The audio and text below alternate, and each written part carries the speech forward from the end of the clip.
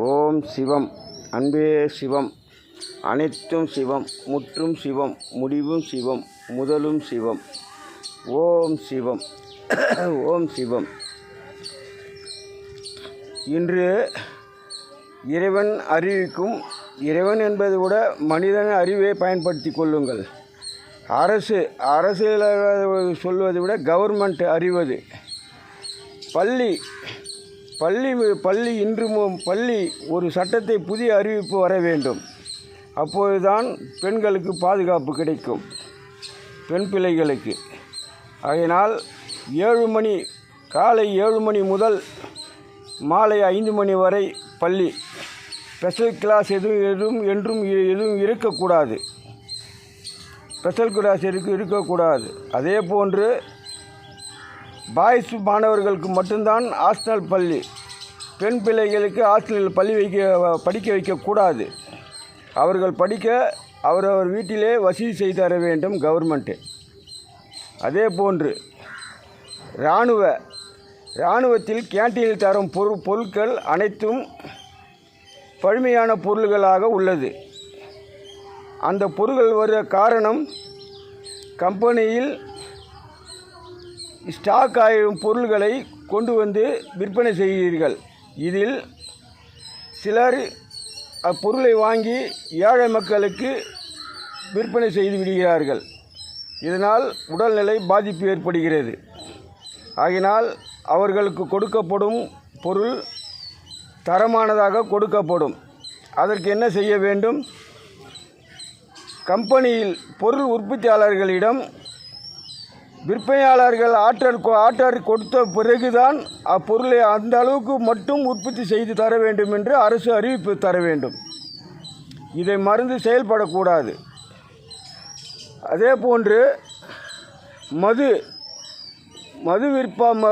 மது குடித்தால் உடல்நலை கேடு என்று அரசு அறிவிப்பு.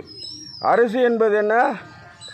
ஆண்டவனுக்கு சமமானதாக இருக்கிறீர்கள், ஆனால் பயனில்லை. அரசு மது தயாரிப்பு கூடாது. இனி அதை தென்றல் விட வேண்டும். தென்றல் விட்டு அதில் மது குடிப்பவர்களுக்கு ஏதாவது விபத்து ஏதாவது உடல்நலை கேடு ஏற்பட்டாலும், இறப்பு ஏற்பட்டாலும் உங்கள் சொத்துக்களை ஜப்தி செய்து அவர் குடும்பத்துக்கு தரப்படும். அதுக்கு உள்பட்டவர் மட்டும் தென்றல் எடுக்க வேண்டும் என்று அறிவிப்பு தர வேண்டும். அதே போன்று கள்ளச்சாராயம் விற்பவருக்கு அதே போன்று அறிவிப்பு தர வேண்டும். இதுக்கு இடையில் மது விற்பனையாளர்களுக்கு ஒரு உத்தரவு தர வேண்டும். மருத்துவர் ஆலோசனை செய்த பிறகு, அதாவது அவர் உடல்நிலைக்கு எந்த அளவுக்கு மது தர வேண்டும் என்று அவரிடத்தில் ஒரு சான்றிதழை வாங்கி அதன் வழியில் தான் மது தர வேண்டும். அரசு அறிவிப்பு தர வேண்டும். இதெல்லாம் செய்யாமல் அரசு அமைதி காப்பது நன்மை அல்ல.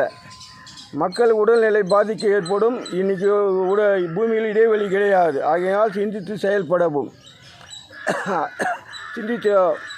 அதே போன்று மருத்துவமனை மருந்து விற்பனையாளர்களிடம் பெரிய பாட்டிலெல்லாம் இருக்கக்கூடாது. சிறிதளவு 2 நாளுக்கு மட்டும் தேவையான மருந்துகளை மட்டும் அந்த அளவுக்கு பாட்டில் உற்பத்தி செய்து மருந்து மாத்திரை 2 நாளுக்கு மட்டும் தர வேண்டும். அவரவர் வசதிக்கு ஏற்றவாறு வாங்கி மீண்டும் மறுநாள் அவர் 2 நாள் போட்டு கைட்டு வாங்கி கொள்வார்கள். இப்போ மருத்துவர் பெரிய அளவுக்கு லிஸ்ட்டு தந்து விடுகிறார்கள். இவர்கள் கடன்பட்டு வாங்கி சூழ்நிலை ஏற்படுகிறது. இதனால் அவர் மனவேதனை அடையக்கூடிய நிலை வருகிறது. இதனால் அந்த மனவேதனையே தெய்வத்தின் சட்டப்படி பல வழியில் செல்கிறது. ஆகினால் இது போன்ற நிலையை நீங்கள் செயல்படக்கூடாது. அவர்களுக்கு சிறிதளவு 2 நாள் அளவுக்கு மாத்திரை மருந்து தரவர்களுக்கு உத்தரவு தர வேண்டும். இது அரசு கட்டளை. அதே போன்று பரிசோதனை வேண்டுகளும் கள்ளச்சாராயம், சொத்து, அரிசி நீங்கள் இலவசமாக தருவதை அடியோடு ரத்து செய்ய வேண்டும். நீங்கள் எந்த விலை கொடுத்து வாங்கி வருகிறீர்களோ அந்த விலைக்கு மட்டும்தான் விற்பனை செய்ய வேண்டும். இலவசமாக தரக்கூடாது. அதே போன்று மளிகை பொருளும் மலிவு விலையில் தரக்கூடாது. நீங்கள் எந்த விலை கொடுத்து வாங்கிறீர்களோ அந்த விலைக்கு மட்டும்தான் விற்க வேண்டும். மலிவு விலையில் விற்று அவர் நீங்கள் கொடுக்கும் பொருள் 2 நாளுக்கு மட்டும்தான் அவருக்கு செயல்படுகிறது குடும்பத்துக்கு. மீதி 27 நாட்களுக்கு என்ன செய்வது? வெளியில் வாங்க வேண்டிய சூழ்நிலையாகும். நீங்கள் என்ன செய்கிறீர்கள் என்று உங்களுக்கே தெரியும். இங்கு மலிவு விலையில் தந்துவிட்டு 100 ரூபாய்க்கு விற்கும் பொருட்களை 150 ரூபாய் விற்க அவர்களிடம் நீங்கள் செய்து விடுவீர்கள் கமிஷன் வாங்கி கொண்டு. இதனால் பொதுமக்கள் மிக பாதிப்படைகிறார்கள். இது போன்ற நிலை இனி அவர்கள் தொடர்ந்து வாழ்வதற்கு பூமியில் இடைவெளி இல்லை. ஆகையினால் இது போன்ற நிலையெல்லாம் தவிர்க்க வேண்டும். அதனால் புதிய சட்டங்கள் கொண்டு வர வேண்டும்.